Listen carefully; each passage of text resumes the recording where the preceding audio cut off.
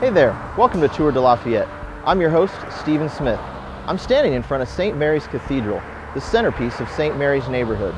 The neighborhood, which was named in honor of the cathedral, encompasses the hills on Columbia, South, and Main Street from 10th Street up to the 5 Point intersection. The cathedral was a central influence on development in this area. Behind me, you can see just how impressive this massive Gothic Revival structure is.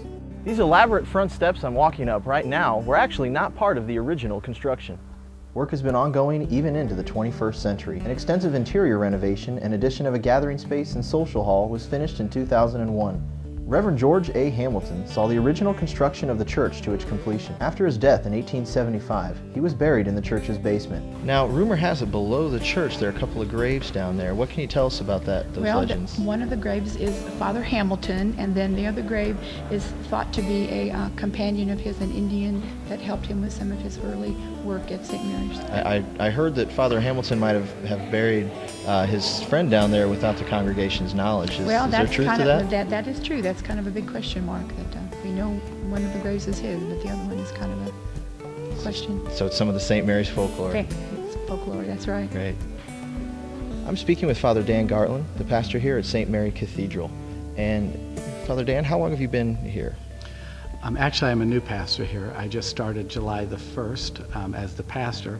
I was the associate here from 1982 to 1990. What kind of role does St. Mary's play, not only in just St. Mary's Neighborhood Association, but also with the community? You know, I think St. Mary's plays a double role. It plays a role for the Catholic community because we are the cathedral of the Diocese of Lafayette, which means we serve 24 counties, about 105,000 people as what's called the Mother Church. I think we're one of the anchors for this neighborhood and the community. We're one of the things that has been here, and we will plan on staying here in this very spot. What's your favorite part of the building? It's hard to, I love the marble. The marble they put in the sanctuary I think is a real highlight. Aside from St. Mary's, there are many impressive homes in the neighborhood. A few residents were kind enough to show us their homes.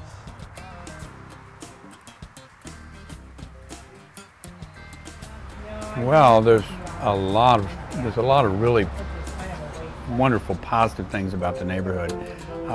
And to start with, if you just pass through, it's there are only 2 or 3 of the neighborhood groups in Lafayette where the buildings are so old that they have this wonderful variety of original architecture. 2 of the more significant homes and former residents are at 914 and 915 Columbia Street. The Queen Anne-style Castle Cottage at 914 Columbia was built by John D. and Helen Gauger in 1897. John was a successful attorney, and Helen was a nationally recognized leader of the temperance and women's suffrage movements.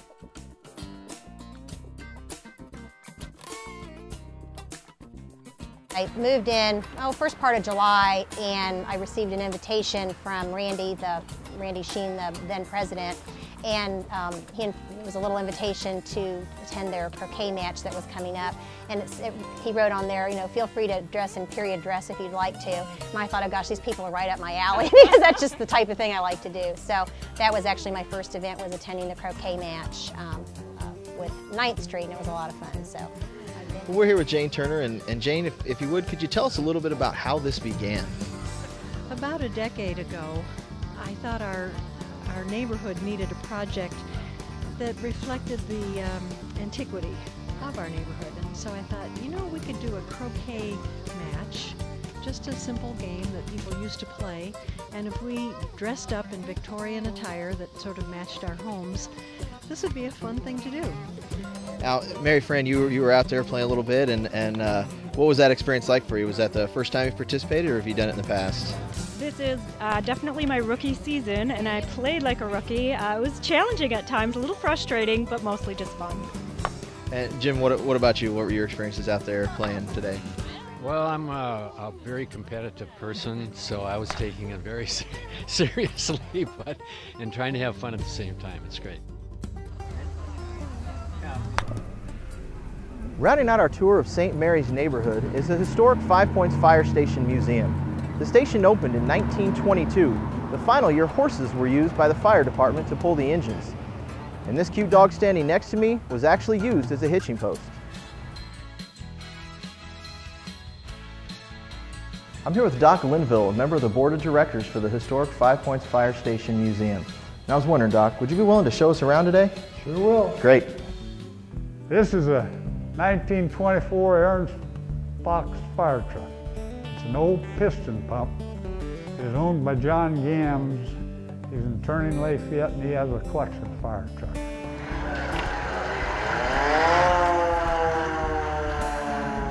This, I guess you'd call it the children's room. Models of fire trucks that belong to Gordon Corky Balser. This whole collection of models, stations, and everything else in this case. This is a typical bedroom. Well, Doc, thanks a lot. It's been a lot of fun. Appreciate all your knowledge and your willingness to show us around today. That'll wrap up our tour of St. Mary's neighborhood. For Tour de Lafayette, I'm Stephen Smith. Remember, preserving the past is preserving the future.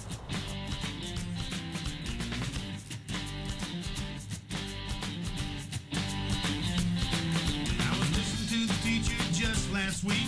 She was talking about fire and I was half asleep. When she pointed at me, she said, what would you do if your clothes caught on fire now?